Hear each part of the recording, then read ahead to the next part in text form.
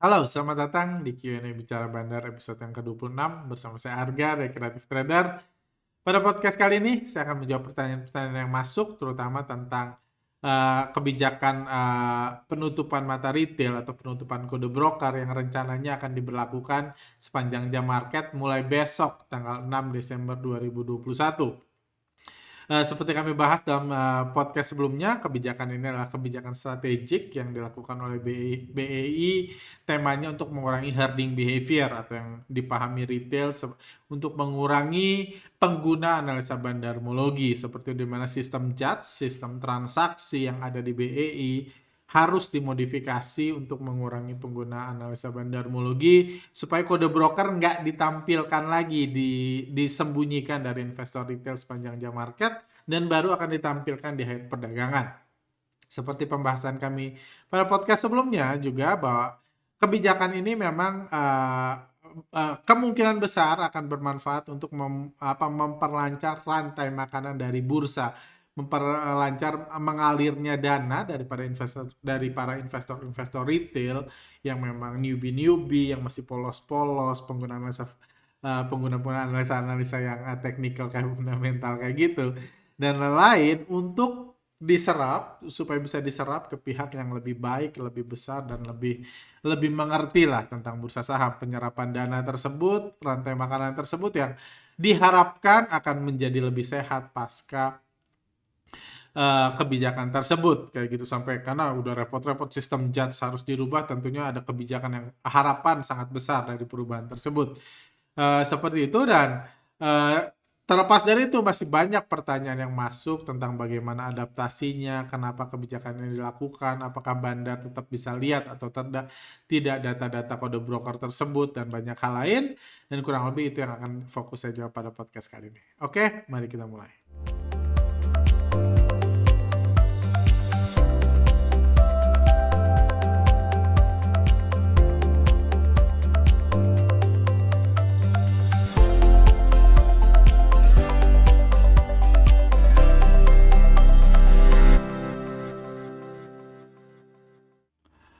Oke, pertanyaan pertama dari Kogara Sumaru.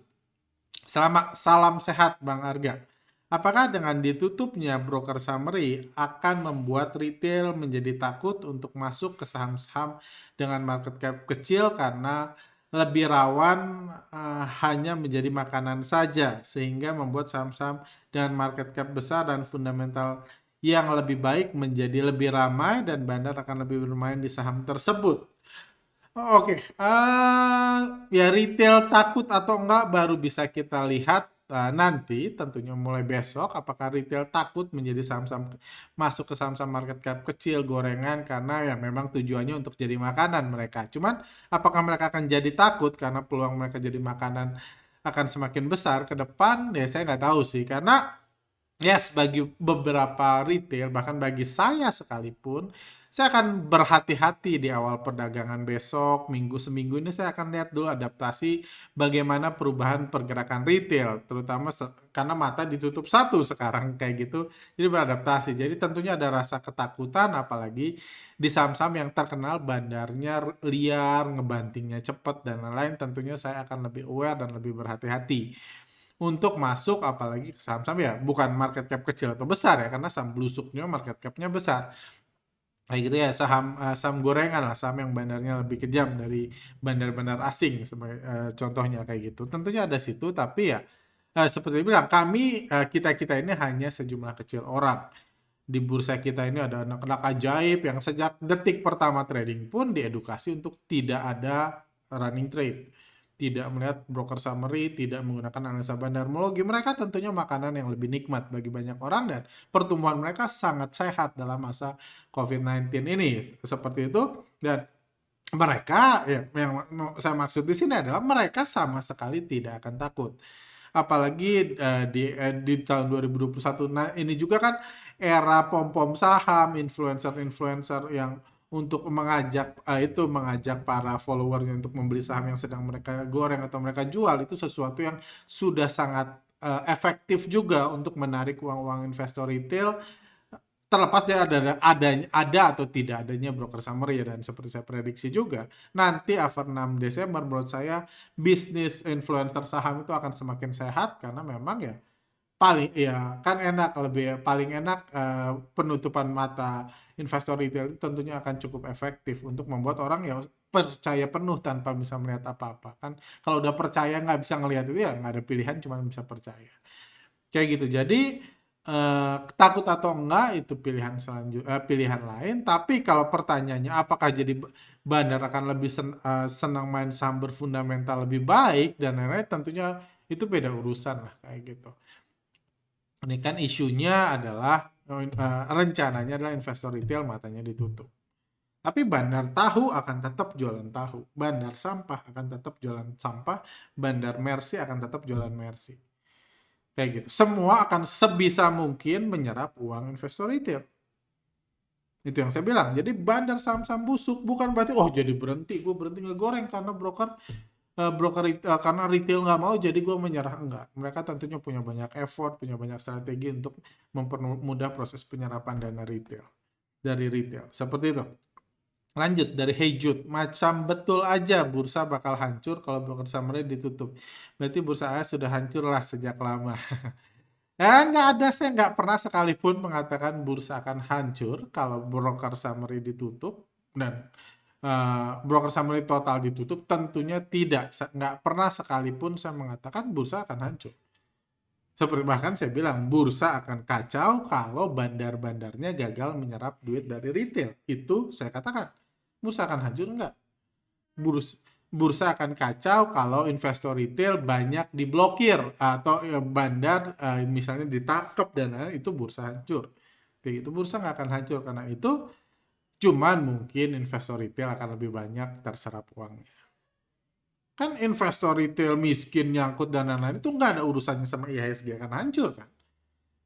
Waktu itu ketika IHSG all time high pun kami buat review, buat pooling mayoritas retail masih mengaku nyangkut. Tapi IHSG all time high. Karena yang buat all time high yang kaya itu pihak-pihak bandar. Kayak gitu yang diperkaya. Kayak gitu. Dan penutupan mata investor retail pun kan tujuannya buat itu. Jadi nggak ada cerita akan hancur kalau mata investor retail ditutup, enggak. Tapi tentunya kalau retail jadi sepi, jadi takut, penyerapan gagal karena retail menghindar berhenti trading, tentunya itu mengancam bursa. Tapi kalau itu terjadi akan dibuat kebijakan baru kok. Akan ditingkatkan promosi saham, edukasi fundamental, teknikal, promosinya akan besar-besaran gunanya untuk supaya lebih banyak lagi investor retail yang masuk. Tapi penutupan kode broker ini itu nggak ada hubungannya sama hancurnya bursa. Kayak gitu. Karena dua elemen supaya bursa hancur adalah bandarnya happy dan retailnya polos. Selama dua itu masih terjaga, bursa akan baik-baik saja. Dan kan kalau ditutup matanya kemungkinan akan lebih polos. Hipotesanya adalah pendapatan sekuritas akan sangat menurun sekali. Saya nggak yakin akan dilanjutkan. Let's see. Amin. Mudah-mudahan kalau memang pengguna analisa Bandar Mugi sebanyak itu sampai sistem judge harus dirubah dan lain-lain, dan pengguna itu jadi nggak trading dan pendapatan sekuritas menurun, transaksi menurun, pendapatan BI menurun, saya yakin akan ada kebijakan lanjutan untuk membantu untuk memperbaiki masalah tersebut. Kalau itu yang terjadi. Tapi ya let's see lah, karena kalau at least di bulan kalau nggak salah Februari lalu ketika kebijakan ini mulai disounding pun mayoritas edukator saham malah setuju, malah mendukung penutupan mata retail. Mereka mengatakan retail sebaiknya matanya ditutup supaya tetap coret-coret, supaya tetap baca laporan keuangan. Mayoritas seperti itu. Jadi kita nggak bisa bilang akan ngedrop segala macam. Ya kita lihat aja. Saya sih berharap balik lagi seperti dulu, cuma kalau nggak pun ya kita beradaptasi. Gimana dengan saham syariah? Apakah masih termasuk syariah kalau kode broker dihilangkan? Karena ada akad jual beli saham harus jelas penjual dan pembeli atau pembelinya. Saya nggak tahu kalau itu. Scalper yang selama ini lihat broker summary pasti berhenti trading harian. Kecuali scalper feelingmologi, jangankan kode dihilangkan, running dihilangkan juga akan HK, anak-anak ajaib, setuju sepenuhnya. Mereka nggak butuh apa-apa, yang penting seru dan banyak dipompong, banyak ini follower-follower yang ini, influencer yang mempromosikan saham. Kalau bandar selama jam market bisa lihat Broksum nggak? Karena kalau sama-sama nggak bisa lihat bagaimana bandar yang sifatnya konsorsium. Saya nggak tahu, karena kalau kalau memang dibilang tujuannya untuk mengurangi herding behavior, apa kan tujuannya mengurangi herding behavior, meningkatkan kewajaran pembentukan harga dan lain-lain. Kalau tujuannya itu sebenarnya nggak ada reason uh, bandar ditutup juga matanya di jam market. Menurut saya nggak ada reason ke arah situ. Loh, tujuannya kan bukan itu. Kayak gitu, tujuannya bukan itu. Menurut saya nggak ada reason. Ya harusnya ya retail aja yang ditutup kalau tujuannya itu. Mata retail aja yang ditutup kalau tujuannya itu. Cuman ya saya juga nggak tahu juga gitu apakah bandar akan tutup atau enggak, dan saya yakin nggak akan pernah ada pemberitaan yang mengatakan yes mulai 6 Desember 2021 bahwa hanya retail aja yang matanya ditutup, bandar matanya akan dibuka. Saya yakin nggak pernah ada konfirmasi seperti itu. Jadi paling kita dengar rumor-rumor dan lain-lain yang nggak pernah dikonfirmasi juga anyway. Jadi itu sih. Cuma terlepas dari itu, menurut saya kita para pengguna analisa bandarmologi butuh senang melihat data itu di running trade secara real time karena kita pengen melihat pergerakan bandar dan pengen melihat pergerakan retail lain. Karena kita hanya ikan kecil, hanya impun-impun di tengah lautan yang besar, rantai makanan yang besar. Kita pengen mengikuti bandar dan melihat retail. Kita pengen melihat dua arah. Kalau bandar, nggak seurgen itu dia melihat datanya. Kenapa nggak urgent? Karena dia bisa melihat diri sendiri. Bandar nggak perlu melihat ini kan. Nggak perlu melihat, oh gimana, gimana saya bisa melihat bandar? Dong, bandar kan dia. Gimana gimana bandar tahu kalau dia lagi akumulasi tanpa melihat broker summary, kan yang akumulasi dia. Jadi bandar tidak butuh melihat dirinya sendiri. Dan bandar juga tidak butuh melihat retail. Kalau dari broker summary di real time. Kenapa tidak butuh? Kan yang dia nyerap duit retail. Dia distribusi besar-besaran, dapat uang retail 100 M. Ya dia tahu lah uang masuk ke saku dia, masa dia nggak tahu? Masa dia harus lihat data broker summary dulu untuk lihat, kita dapat duit berapa ya hari ini? Berapa yang berhasil kita sampai ya? Nggak juga kan? Kayak gitu. Jadi kita retail butuh dua data itu. Pergerakan retail lain, karena retail lain nggak ngomong ke kita, dan pergerakan bandar. Sementara bandar yang ini juga poinnya bagus karena gimana bandar sifatnya konsorsium, bandar-bandar yang dari berbagai bagian, berbagai institusi dan lain-lain yang sama-sama mengatur pergerakan harga saham yang sama. Memang itu juga menurut kami alasan kenapa data broker summary tetap ada, tapi di end of day aja. Alasannya kenapa tetap ada, karena data ini masih dibutuhkan untuk memperlancar proses ekosistem bursa, untuk membantu para bandar-bandar yang sifatnya konsorsium. Kalau ditanyakan di sini, mereka bisa tukar-tukaran data, bisa saling membuktikan, melihat kayak gitu. Jadi kalau ada bagian dari konsorsium yang berkhianat, ketahuan. Salah satunya dilihat dari data broker summary. Ya, itu yang udah saya katakan. Sejak 6-7 bulan lalu, bandar tetap butuh. Itu juga alasannya kenapa masih ada end of day. Karena kalau tujuannya untuk benar-benar menutup mata retail, akan hilang sepenuhnya. Kalau goalnya untuk mempermudah penyerapan dana investor retail yang sedang menggelap, dari investor retail yang menggelembung, memperlancar rantai makanan, membuat retail jadi lebih mudah diraup, kayak gitu, dikarungin, itu tentunya akan ditutup sepenuhnya. Tapi ada kepentingan lain bandar, itu yang membuat saya datanya masih akan ada. Lanjut dari Hari Subagio, tes retail kompak istirahat sebulan aja. Yes, saya nggak encourage itu buat istirahat. Saya serahkan ke masing-masing. Saya hanya akan berhati-hati. Saya nggak otomatis mogok trading mulai besok. Nggak, saya akan lebih berhati-hati, lebih riset, karena ya bagaimanapun dengan satu mata menganalisa pergerakan bandarnya lebih susah. Cuman saya nggak akan mengencourage supaya kompak istirahat. Walaupun saya setuju kalau mayoritas retail berhenti trading, transaksi turun setengah, saya yakin kebijakan ini akan segera dirubah lagi. Kayak gitu. Cuma saya nggak mengencourage itu juga. Nggak baik buat mata rantai itu, rantai makanan bursa. Kayak gitu. Cuma ini pun terlepas dari ini yang nonton video 20.000 yang like cuma 45. Itu tanda ya bahwa ya mayoritas juga orang nggak berpandangan seperti itu. Mantap bahasanya. Saya cuma lihat Broksum pas tutup market doang karena siang harus kerja jadi nggak bisa scalpingan. Biasanya cuma swing trade, nggak tahu nasib scalper gimana. Yes, saya pun kurang lebih beberapa bulan terakhir sudah lebih fokus menganalisa, lebih memutuskan transaksi trading dan lain-lain ketika end of day untuk persiapan ini. Melihat data broker summary ketika market tutup. Karena strategi bandar itu 1 hari. Maksudnya hari ini akumulasi. Jadi strategi itu akan terlihat nanti. Karena strategi bandar itu panjang. Dipecah jadi sehari. Bukan dipecah jam pagi, siang, sore, udah itu ganti goreng lain. Enggak seperti itu. Bursa mendapatkan setoran dari anggota bursa. Betul, sudah sewajarnya lebih mendengarkan anggotanya sendiri daripada retail. Mungkin ini dapat membuat bisnis kuliner makin atraktif ke depannya. Amin. Berarti harusnya bandar nggak perlu main lama-lama kalau butuhnya cuma cuan. Ya nggak juga lah. Kalau bandar tahu juga butuhnya cuma cuan dari jualan tahu kan. Tapi bukan berarti dia cuma butuh jual setengah hari buat jualan tahu.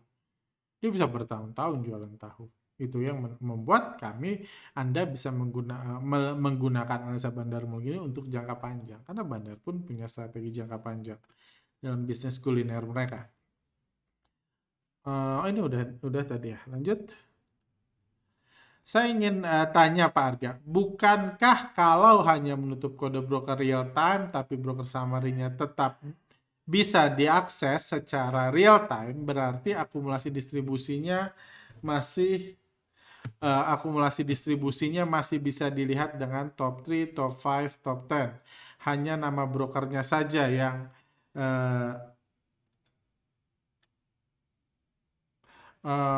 tes. Oke, maaf tadi ada error, saya ulang. Saya ingin tanya, Pak Arga, bukankah kalau hanya menutup kode broker real time tapi broker summary-nya tetap bisa diakses secara real time, berarti akumulasi distribusinya masih bisa menggunakan metode top 2, top 5, top 10, top 10 hanya nama brokernya saja yang nggak ada. Dan yang kedua, apakah mungkin penutupan kode broker hanya untuk retail, sementara untuk bandar bisa lihat secara real time koordinasi dengan tim lain menggunakan broker lain. Yang kedua saya tadi udah bahas. Kalau yang pertama ya memang saya tangkap sih memang ya kalau sistem JAT sampai harus dirubah butuh persiapan 10 bulan untuk menutup mata retail, saya rasa nggak sesederhana itu sih. Mungkin data broker summary baru benar-benar dilihat di akhir hari. Benar-benar disembunyikan dari retail dari pintu manapun, walaupun datanya ada sebenarnya hanya disembunyikan saja. Buktinya ini bukan data dihilangkan jadi transaksi buta semua orang, enggak kan, masing-masing tahu yang beli siapa, yang jual siapa, cuma ditutup dari retail. Jadi walaupun ya analisanya di real time, jadi mungkin harus dipending baru di penutupan. Tapi kalau dilihat dari pertanyaannya dan dari namanya, ini kemungkinan besar alumni bandarmologi. Dan untuk alumni nanti kita seminggu setelah kebijakan itu selesai dilaksanakan, diaplikasikan, kita akan buat gathering untuk berbagi tips bagaimana beradaptasi, terutama bagi mereka yang scalping, yang day trading menggunakan metode bandarmologi. Kami udah melakukan riset panjang, cuma ya kita lihat dulu riset kami itu seberguna apa ketika benar-benar diaplikasikan besok. Lanjut. Pak Arga, saya mau tanya, seberapa besar dampak penutupan kode broker terhadap pergerakan IHSG dalam jangka waktu dekat ini setelah diberlakukannya perubahan tersebut? Saya rasa IHSG efeknya lebih besar karena window dressing sih daripada penutupan broker. Kalau naik turunnya IHSG ya, nah kayak gitu. Kalau naik turunnya IHSG itu lebih besar window dressing daripada penutupan kode broker. Tapi kalau nilai transaksi mungkin efek kode broker ini bisa lumayan besar. Begitu sih. Tapi untuk IHSG jadi naik atau jadi turun, saya nggak pernah punya pemikiran ke arah situ. Saya ingin bertanya Pak Arga, apakah Pak Arga pernah bertanya langsung sama market maker mengenai cara mereka membandari saham? Lucu pertanyaannya. Ya sederhananya, ketika Anda bertemu seorang bandar, ini nasihat aja lah buat Jan Peterson. Kalau suatu hari Anda bertemu Seorang bandar, itu pun yang berlaku pada saya, hal pertama, saya tidak akan pernah menanyakan pertanyaan seperti ini. Cara mereka membandari, gimana Pak cara Bapak bandar saham ya? Gimana Pak cara ngebandarin saham? Itu bukanlah pertanyaan yang sebaiknya Anda lakukan. Kecuali Anda anaknya bandar gitu, saudara kandung dan lain, beda cerita lah. Tapi kalau Anda business meeting atau pertemuan yang nggak sengaja atau main golf dan lain-lain, bukan itu pertanyaan yang sebaiknya Anda lakukan. Anda harus respect dia, mengerti bisnis dia dan lain-lain, bahwa ya Anda kalau ketemu orang yang punya restoran berhasil gitu kan, Anda nggak akan nanya kan, gimana resep makanannya? Bukan itu pertanyaan Anda. Pertanyaan harus lebih tersembunyi, lebih cerdas, lebih ini, untuk menjawab part-part yang mungkin selama ini Anda nggak ngerti. Dengan cara yang lebih sopan, supaya mereka nggak merasa terancam kalau kita mau merebut bisnis dia. Jadi bukan begitu caranya. Saya pun nggak pernah bertanya seperti ini kepada bandar manapun. Walaupun tujuan saya, seluruh pertanyaan saya, endingnya kan tujuannya ini, supaya mengerti gimana cara bandar membandari saham. Cuma ketika saya ketemu bandar, bukan itu pertanyaan yang saya katakan. Seperti itu. Kecil. Bang, nasib workshop CTS ke depan, pasca penutupan kode broker di jam market. Bang, bagaimana nasib, apa workshop bandarmologinya masih akan tetap dilaksanakan? Masih akan tetap ada, karena workshop bandarmologi selalu diadakan ketika market penutupan, ketika market tutup. Bukan ini bukan workshop copet cepet gitu yang harus live trading baru bisa belajar bandarmologi. Enggak, dari dulu juga ketika market tutup baru ini workshopnya diadakan. Itu pertama. Kedua, ya masih ada. Bahkan di weekend menjelang penutupan mata retail juga kami malah promo super early bird, karena batasnya kebetulan memang hari Senin juga tanggal 6. Super early bird bandarmologi. Jadi masih. Pak Arga, saya mau tanya, seberapa besar dampak penutupan? Ini udah juga. Lanjut, kok berulang-ulang ya? Saya ingat tahun lalu Bang Arga bilang broker summary dihapus. Kalau broker summary dihapus, Abang akan berubah menjadi bandar. Bagaimana progresnya Bang? Apakah tahun 2020 nanti CTS akan berhenti jadi copet dan bertransformasi jadi bandar? Nah, saya udah bilang juga sih, terlepas dari saya pernah mengatakan itu, saya udah bilang juga, kalaupun saya jadi bandar, saya nggak akan ngomong ke publik bahwa saya jadi bandar. Karena saya belajar banyak dari Bapak Beni Cokro bahwa jadi bandar yang narsis itu is not a good idea. Kayak gitu. Untuk pamer-pamer gue bandar, gue goreng, gue yang naikin, gue yang is not a good idea. Dan gak ada, ya kecuali memang mau menyerap dana investor retail yang jadi followernya, tentunya ini. Kayak gitu, jadi saya nggak akan mengatakan itu. Kalau nanya progres, ya saya cerita aja dikit ya, biar tanggung, biar kejawab ya. Dikit bahwa dalam proses persiapan dan proses ini saya menyadari ada apa ya? Ada moral issue, bukan moral. Iya, ada idealisme saya yang ternyata cukup mengganggu dalam proses ini, bahwa saya sejak awal mengatakan saya siap, ya saya punya cita-cita jadi bandar. Saya merasa BEI butuh bandar, butuh lebih banyak bandar saham yang canggih, yang lebih efektif, efisien dalam menggoreng saham dan lain-lain. Yes. Tapi saya juga mengatakan bahwa saya tidak mau mengorbankan follower saya, alumni saya dan lain-lain sebagai cara untuk memperlancar saya jadi bandar. Itu saya tidak mau. Saya nggak mau mempom-pom satu saham yang saya bandari. Saya nggak mau mempromosikan mereka atau men-trigger orang-orang yang saya kenal yang belajar dari saya untuk membeli saham tersebut. Dan ternyata itu jadi masalah yang sangat besar bagi banyak pihak yang ngajak saya dan lain-lain. Ternyata itu ya karena mungkin itu value yang nggak dimiliki banyak pihak, ya dimiliki banyak pihak juga gitu. Para influencer, pom-pomer saham dan lain-lain itu dimiliki, dan itu jadi modal besar mereka. Modal kami adalah knowledge, skill, dan lain-lain, tapi salah satu modal besar kami bagi itu tidak kami gunakan resource yang kami miliki. Karena siapa yang mengatakan, saya lupa sih yang mengatakan siapa, tapi dikatakan adalah uang yang paling gampang Anda ambil adalah uang mereka yang percaya sepenuhnya pada Anda. Jadi sebenarnya teman-teman yang nonton di sini, apa dari quotes itu pembelajaran apa sebenarnya? Kalau saya mau jadi bandar, saya mau menyerap uang Anda lah yang mendengar saya. Mungkin setiap minggu ini yang paling gampang saya ambil. Kayak gitu. Karena Anda percaya, Anda ini disuruh ini mau, disuruh beli, disuruh pasang bid, mungkin Anda mau ke situ, dan idealisme saya nggak mau mengorbankan. Bagi saya bandar ya bandar, edukator ya itu terpisah. Saya mengedukasi bandarmologi dengan tujuan saya sebagai guru, saya passion saya ngajar kan. Terlepas ada workshop atau enggak, bayar atau enggak, itu udah urusan ntar, another detail. Tapi saya suka ngajar, kayak gitu. Dan saya jadi bandar ya bisnis, kayak gitu, sebisnis. Itu bisnis lain dengan tujuan lain, saya pengen terpisah. Cuma sepertinya pemisahan ini yang membuat, terus apa value saya dibanding bandar-bandar lain? Kalau saya, karena nggak semua bandar narsis, bahkan bandar itu butuh menyewa influencer-influencer ternama dan lain-lain untuk menggoreng sahamnya, untuk mengajak retail beli saham itu kan. Itu bandar. Kayak gitu. Karena dia nggak dikenal, dia nggak diketahui. Cuma kalau saya punya itu dan nggak digunakan, itu ternyata jadi halangan yang lumayan. Kurang lebih itu progres yang bisa saya share. Bang, ada pertanyaan tuh dari Pak V.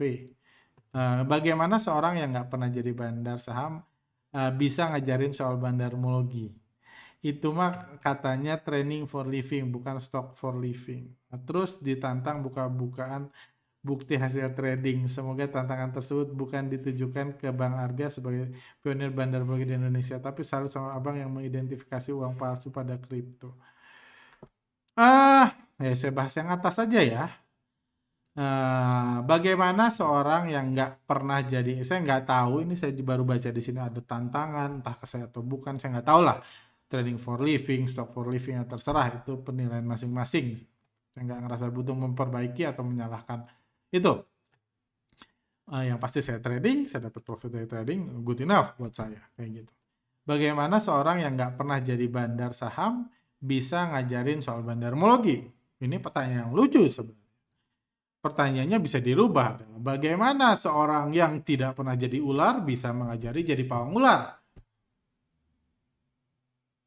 Pertanyaan lucu kan? Gimana seorang yang nggak pernah jadi bandar ngajarin soal bandarmologi? Karena kalau yang bertanya ini tahu bandarmologi, ilmu bandarmologi fokusnya adalah membaca pergerakan bandar untuk mengikuti pergerakan bandar, bukan supaya jadi bandar. Yes, dasar-dasar pengetahuannya bisa dipakai jadi bandar. Seperti saya bilang, saya punya background, dasar pengetahuan bandarmologi yang bisa jadi bekal saya untuk ngebandarin saham karena saya punya knowledge. Saya sering melihat bandar bekerja, saya sering mempelajari, meriset, dan lain. Knowledge itu bisa dijadikan untuk menjadi bandar. Tapi kalau pertanyaannya itu, saya setuju pertanyaan ini. Bagaimana seorang yang mau jadi ular, yang ngajarin orang jadi ular, tapi belum pernah jadi ular? Saya setuju. Bagaimana seorang yang yang katanya ngajarin orang jadi bandar, saya goalnya ngajarin orang jadi bandar, tapi saya belum pernah jadi bandar? Saya setuju pertanyaan itu. Jadi ini agak miss aja, mungkin kurang paham gitu, agak miss aja dia kayak gitu. Karena jadi pawang ular sama jadi ular itu dua hal yang berbeda. Bahkan kalau saya sih, saya akan hati-hati banget kalau ada ular yang ngajarin ini cara nangkap ular. Pegangnya di ekor ya. Percaya ular sendiri yang ngomong. Ular itu tidak berbisa. Kenapa percaya ular sendiri yang ngomong? Terus pawang bilang, bukan, ular itu berbisa. Terus lu belum pernah jadi ular kok ngomong kayak gitu. Jadi agak miss, pemikirannya agak miss pertanyaan ini kayak gitu. Jadi tentunya itu dua hal yang sangat berbeda. Atau ini saya mau luruskan juga, kalau Anda merasa, Anda mengira ikut belajar, ikut podcast, ikut workshop dan lain-lain, itu tujuannya untuk supaya Anda bisa jadi bandar, Anda salah. Workshop itu tujuannya untuk kita bisa mengikuti bandar, ketika bandar untung, kita untung. Bukan untuk menjadi bandar.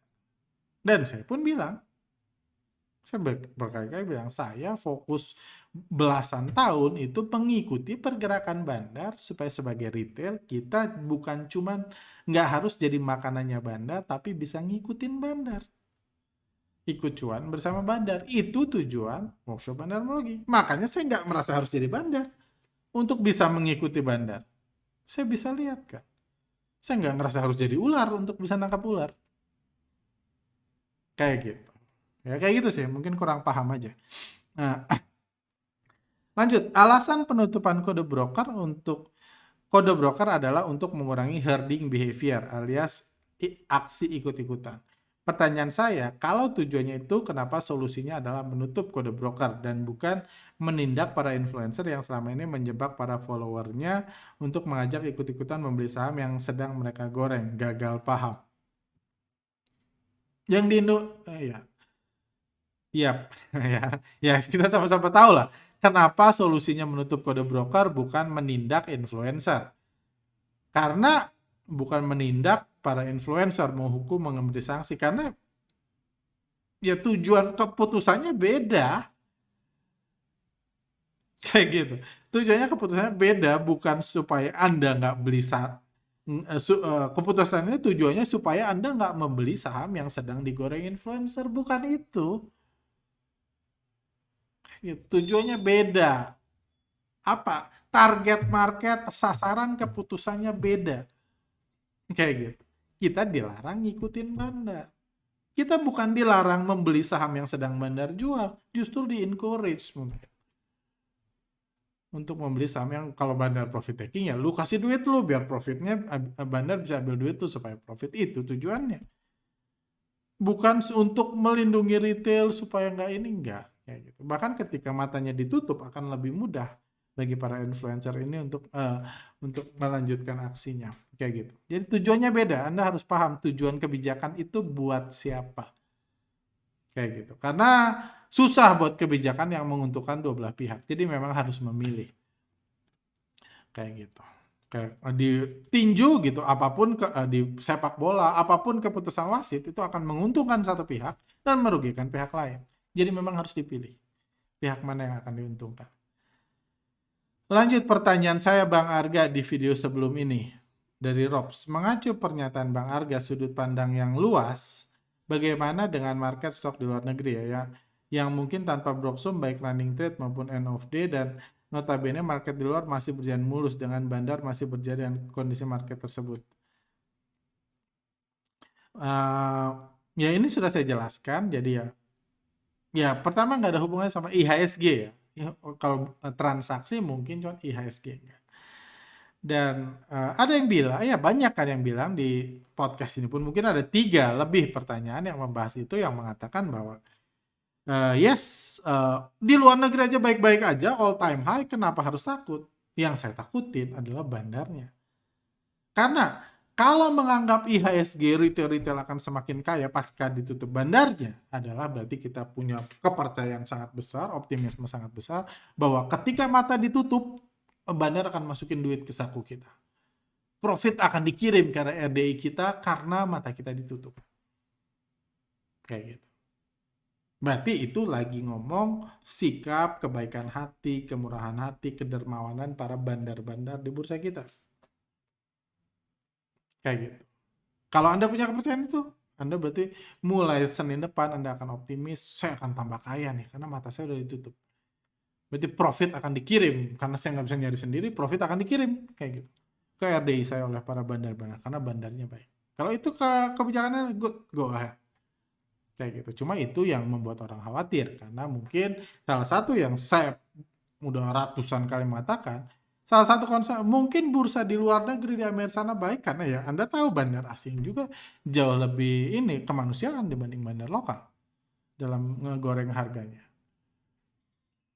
Gitu. Cuma kan bandar lokal nggak, ya cukup mengkhawatirkan Kayak gitu, apalagi ketika mata ditutup gitu ya. Kalau sekarang benar lokal dianggap kejam, ketika mata kita ditutup mungkin akan jadi lebih murah hati, berbaik hati, dan lebih lebih memudahkan kita profit kalau kita optimis.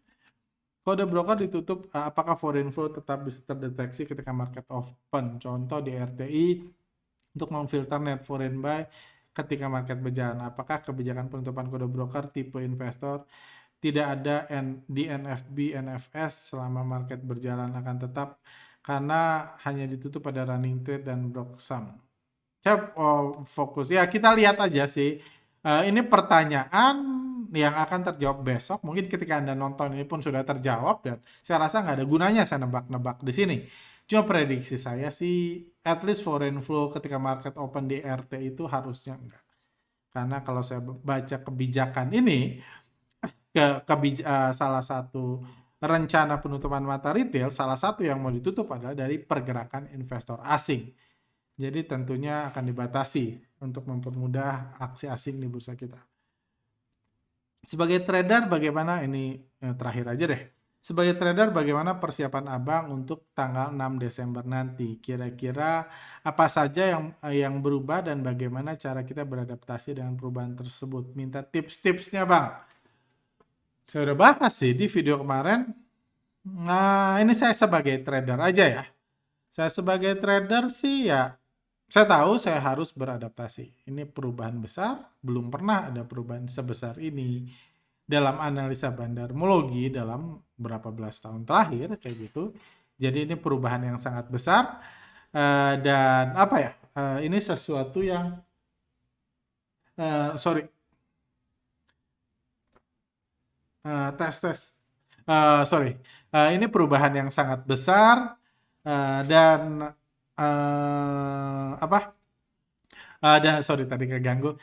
Sorry, ini perubahan yang sangat besar, tapi sesuatu yang butuh kita ini juga butuh, yang harus saya adaptasi, harus saya lihat, harus saya lihat dulu. Sudah beberapa bulan kami melakukan riset, melakukan asumsi dan lain-lain karena kami sadar bahwa analisa bandarmologi akan lebih sulit dipelajari after mata retail ditutup nanti. Selama jam market akan susah. Jadi kami melakukan riset kenyang, bahkan di bulan Agustus kemarin risetnya udah selesai, kami bosan sendiri. Wah, harus nunggu sampai Desember ternyata. Kayak gitu. Jadi risetnya udah ada, akan kami coba aplikasikan riset-riset tersebut. Kalau yang alumni pun nanti kami share tips-tipsnya.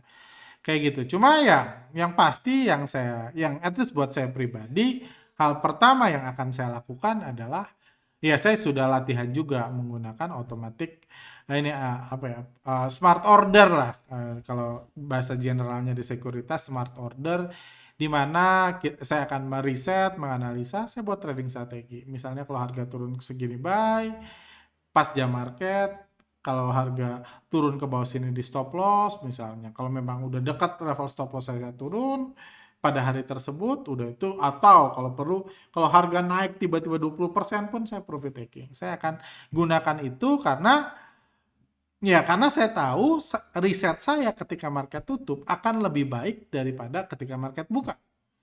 Karena ketika market buka, itu harga akan naik turun, akan mengganggu psikologi saya.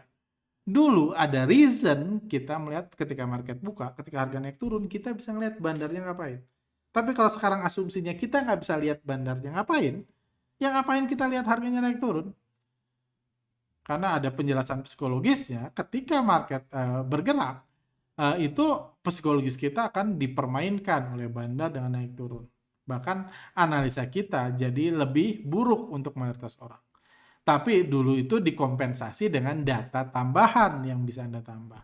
Pagi ini bandarnya akumulasi, siang ini akumulasi. Jadi Anda bisa mengkompensasi psikologis Anda yang dipermainkan, dinaik turunkan seiring dengan permainan harga saham dengan data baru. Cuma kan sekarang datanya nggak ada, berarti nggak ada reason sebagai trader untuk melihat pergerakan harga sepanjang market.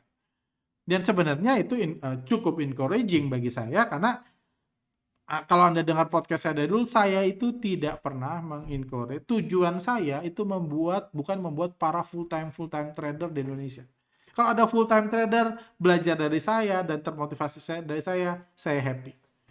Tapi saya tahu sebanyak-banyaknya orang full time trader, saya akan membantu lebih banyak orang kalau saya membantu mereka bisa berinvestasi, bisa punya masukan sampingan dan lain-lain, dan tetap bekerja, tetap produktif dalam kehidupannya masing-masing tanpa harus merusak aktivitas mereka, ngamatin market terus sampai di PHK di kantornya. Saya nggak mau seperti itu. Tujuan saya bukan itu.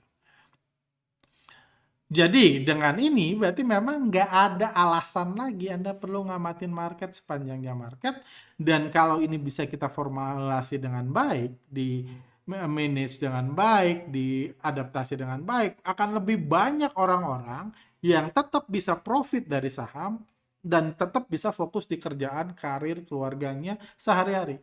Karena cuma butuh 1-2 jam untuk meriset di jam market, ketika data ini dianalisa bandar moginya, udah itu pasang, udah itu pergi. Lihat lagi besok kalau Anda misalnya ada waktunya besok. Sepanjang jam hari ini Anda bisa produktif, apalagi COVID sudah mulai mereda dan lain-lain. Menurut saya ini sesuatu yang positif juga. Jadi Anda apapun yang dipermainkan bandar di harga, Anda nggak perlu lihat. Toh pergerakan bandarnya Anda nggak bisa lihat.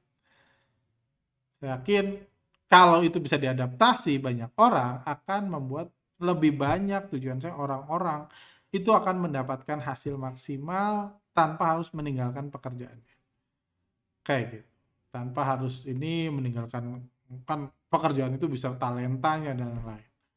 Kayak gitu. Itu sih yang saya ini, dan itu pun yang saya bilang sih. Bahkan di hari pertama ketika kebijakan itu muncul perencanaan kebijakan itu, saya bilang ke istri, mungkin after kebijakan itu diberlakukan, saya akan kerja lebih malam, akan riset lebih malam, tapi siang-siang akan lebih bebas. Itu yang saya bilang. Salah satu ketika istri saya nanya, terus gimana ke depannya, kurang lebih saya bakal gini, saya bilang. Malam-malam saya butuh waktu buat riset, butuh ini, ketika market tutup ya, after market tutup saya riset, ketika datanya ada, setelah itu siang-siang saya lebih bebas, nggak terikat di kantor dan lain-lain. Kayak gitu, karena ya as a trader ya, mungkin sebagai profesional, sebagai pemilik CTS, saya punya tanggung jawab lain di jam market. Punya ya, ada hari kerja di sini kan, saya nggak bisa terus liburan dan lain kayak gitu ada. Cuma sebagai trader, kalau saya misalnya, wah saya lagi cuti trader gitu, saya akan lebih nyaman, bahkan tanpa harus melihat pergerakan harga harian, cukup di penutupan aja buat strategi, kembangkan strategi, udah itu ikutin, karena pergerakan bandar itu panjang, seperti saya bilang. Kalau bandarnya ngegoreng 1 bulan, Anda nggak harus melihat menggoreng harga sebanyak 1 bulan, Anda nggak harus melihat di hari pertama jam 9.21 pagi, enggak. Anda lihat di hari ketiga pun Anda tetap bisa untung. Seperti itu. Jadi itu sih, jadi saya pribadi ya saya nggak sabar sih sebenarnya. Ini hari Minggu saya nggak sabar melihat bagaimana arahnya nanti, perubahannya nanti dan lain-lain. Harapan kita tentunya akan baik-baik aja, dan kita lihat deh kalau besok ada hal-hal yang menarik pasca penutupan mata investor retail, itu saya akan buat podcast lanjutan. Coba kalau Anda punya pertanyaan dan lain-lain, silahkan masukkan di kolom komentar. Oke, sehat selalu. Selamat ditutup matanya. Kita lihat besok. Sampai jumpa lagi.